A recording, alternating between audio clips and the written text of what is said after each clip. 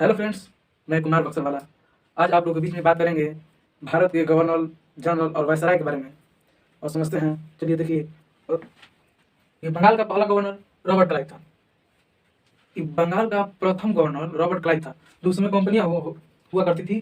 जो Robert Clive 1757 से 1760 एवं 1765 से 1767 के बीच में अपने शासन किए थे और कंपनी के अधीन नहीं। इसी के काल में द्वंद्व शासन लागू हुआ। रॉबर्ट क्लाइव के ही काल में द्वंद्व शासन लागू हुआ और वारेन हेस्टिंग जो थे बंगाल के वारेन हेस्टिंग जो थे बंगाल के प्रथम गवर्नर जनरल बने। अगर प्रश्न आ जाए कि भारत के प्रथम गवर्नर जनरल कौन है, अगर भारत के प्रथम गवर्नर जनरल बोले तो बोलिएगा लॉर्ड विलियम बेटिंग।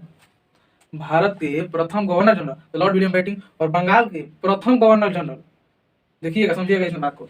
अगर बंगाल के बोलेगा तो वारेन हेस्टिंग बोलिएगा। बंगाल के प्रथम गवर्नर जनरल तो वारेन हेस्टिंग और भारत के प्रथम गवर्नर जनरल तो लॉर्ड विलियम बेटिंग। अब देखिए, वारेन हेस्टिंग जो थे ना 1774 से 1785, उस समय जब द्वंद्व शासन लागू हुआ तो बंगाल के गवर्नर हुआ करते थे रॉबर्ट क्लाइव 1757 से 1765 के बीच में थे। देखिए, वारेन हेस्टिंग बंगाल के प्रथम गवर्नर जनरल हुए, ठीक। लॉर्ड कॉर्नवालिस 1786 से 1793 ईस्वी में लॉर्ड कॉर्नवालिस इसने न्याय पद्धति जारी किया। ओके, सर जॉन सेवर 1793 से 1798, लॉर्ड वेलेस्ली 1798 से 1805 ईस्वी तक, सर जॉर्ज वर्ले 1805 से 1807 ईस्वी, लॉर्ड मिंटो प्रथम 1807 से 1813 ईस्वी में, लॉर्ड हेस्टिंग 1813 से 1823 ईस्वी में, लॉर्ड एम स्टॉट 1823 से 1828 ईस्वी में, लॉर्ड विलियम बेटिंग 1828 से 1835 ईस्वी। देखिए, 1833 के चार्टर एक्ट के द्वारा भारत के प्रथम governor general lord William Bentinck हुए। 1833 के चार्टर सॉरी चार्ल्स मैककॉफ 1833 से 1836, चार्ल्स मैककॉफ भारत के द्वितीय governor general lord Charles Metcalfe, lord Auckland 1836 से 1842 ईस्वी, लॉर्ड एलनवेरा 1842 से 1844, लॉर्ड हेडिंग 1844 से 1848 के बीच में, सॉरी, लॉर्ड डलहौजी 1848 से 1856 के बीच में थे। लॉर्ड डलहौजी 1848 से 1856, इनके काल में, लॉर्ड डलहौजी के काल में 1853 में भारत में प्रथम रेलवे का शुरुआत हुआ था, रेल लाइन का शुरुआत हुआ था लॉर्ड डलहौजी के काल में। देखिए, इनके बारे में बात करते हैं। लॉर्ड डलहौजी 1853 में रेल सेवा प्रारंभ हुआ था और ये गवर्नर जनरल लॉर्ड डलहौजी 1848 से 1856 के बीच रहे और यहाँ तक हम गवर्नर जनरल खत्म कर चुके हैं। और ये लॉर्ड कैनिंग जो 1856 से 1862, देखिए लॉर्ड कैनिंग बहुत महत्वपूर्ण है।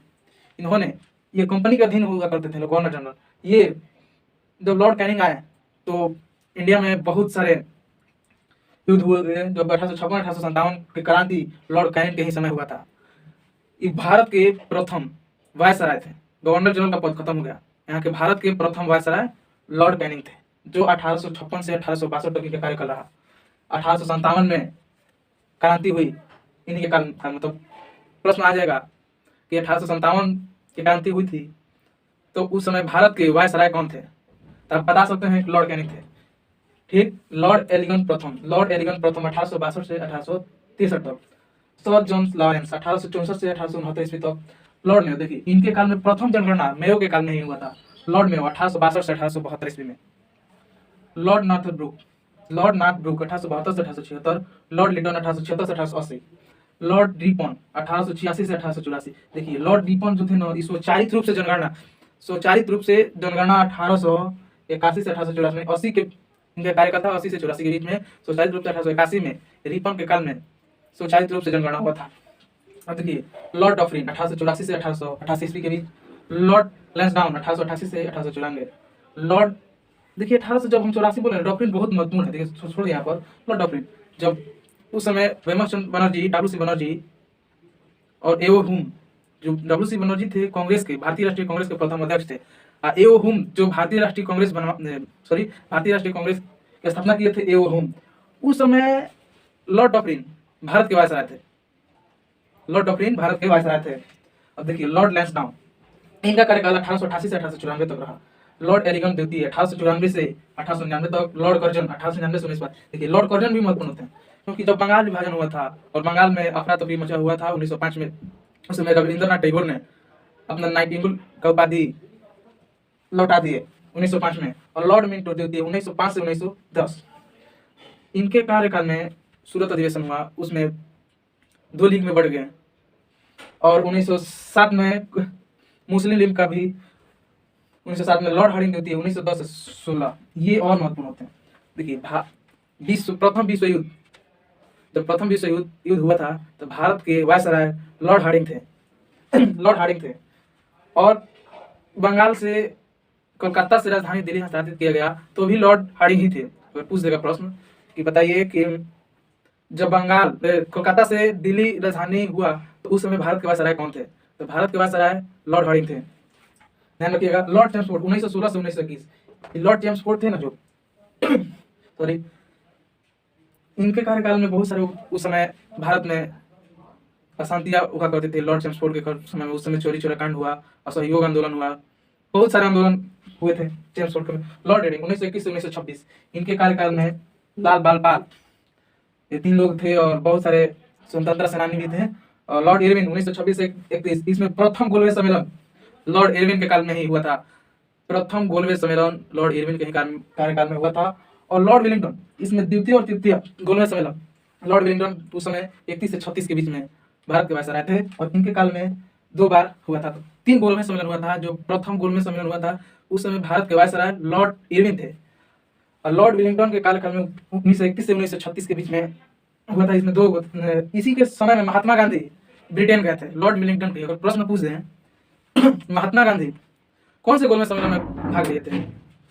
तो द्वितीय गोलमेज सम्मेलन में भाग लिए थे। और लॉर्ड लिंथगो 1936 से 1944, इनके कार्यकाल में 1936 से 1944, इनके कार्यकाल में द्वितीय विश्व युद्ध हुआ था। लॉर्ड लिंथगो, इनके कार्यकाल में द्वितीय विश्व युद्ध हुआ था। इन्हीं कार्यकाल में सुभाष चंद्र बोस फॉरवर्ड ब्लॉक की स्थापना किए थे। लॉर्ड वेवे 1944 से 1947, इसमें माउंटबेटन योजना आया था। इसमें लॉर्ड माउंटबेटन स्वतंत्र देश के प्रथम अंग्रेजी वायसराय लॉर्ड माउंटबेटन थे, और स्वतंत्र देश के भारतीय वायसराय सी राजगोपालाचार्य हुए, जो कि यहाँ से 26 जनवरी 1950 में जब हमारा संविधान लागू हो जाता है तो उस समय वायसराय का समाप्त हो जाता है। वायसराय का वक्त समाप्त हो जाता है, और उसी के समय 1950 में 26 जनवरी 1950 के बीच से राष्ट्रपति का पद चलते आ रहा है। Thanks for watching video. जय हिंद, जय भारत।